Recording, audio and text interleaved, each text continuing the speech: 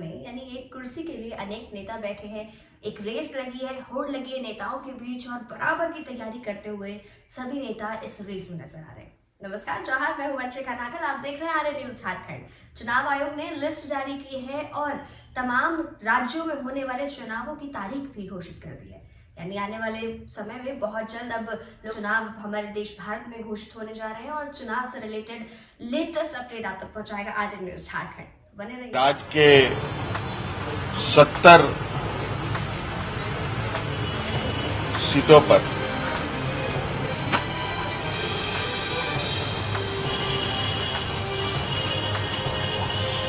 India गठबंधन के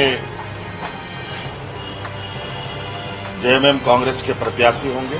कुछ त्याग करने के लिए सब लोग को तैयार होनी चाहिए। जेएमएम, कांग्रेस, आरजेडी, सभी कम्युनिस्ट वगैरह मिलकर सब लोगों के होने के बावजूद अगर गठबंधन में बुनावट की प्रक्रिया में आपने हमें संलग्न नहीं किया तो इस बात का दुख तो होता है। 81 विधानसभा में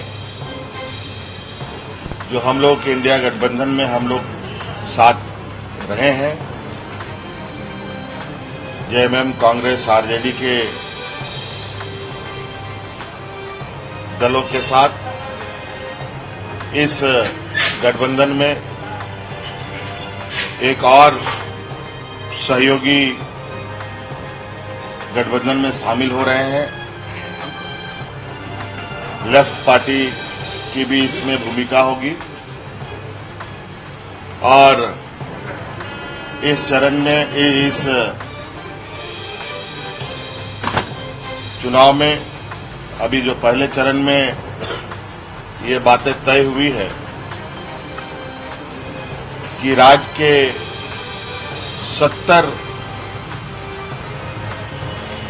सीटों पर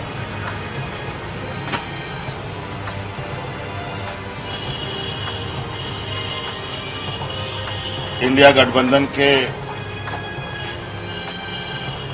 जेएमएम कांग्रेस के प्रत्याशी होंगे और जो बचे विधानसभा सीट है, जो संख्या है, उस पे हमारे सहयोगियों के साथ जो कुछ लोग अभी आ रहे हैं, कुछ लोग दूर हैं, कुछ लोग पास हैं, उनके साथ बैठकर बाकी जगहों की भी कौन किस में चुनाव लड़ेगा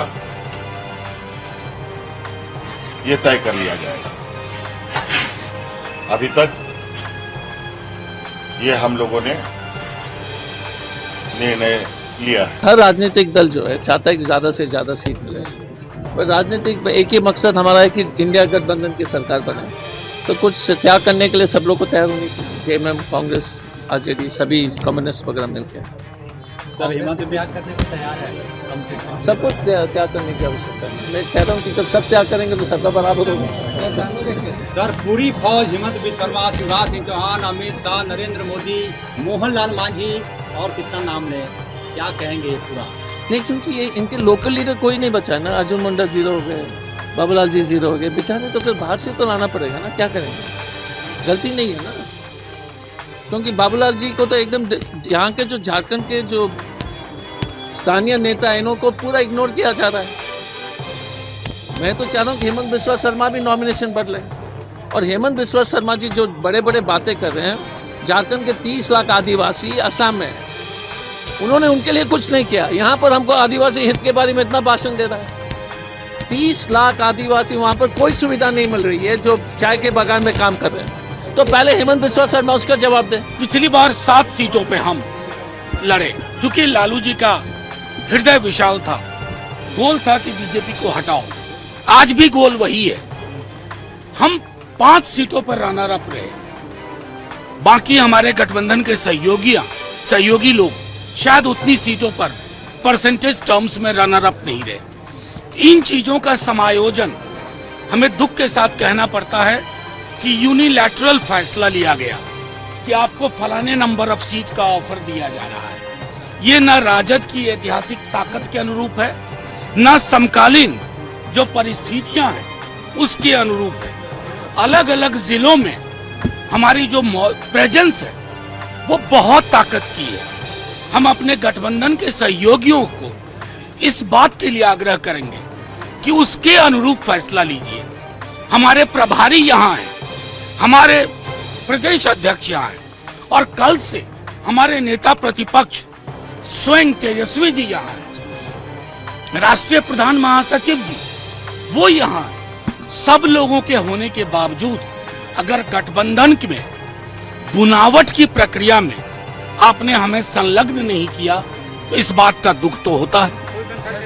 नहीं, मैं अपनी बात कह लूं, इस बात का कष्ट होता है, और कष्ट इसलिए भी होता है कि हमारी ताकत शायद बहुत ज्यादा है।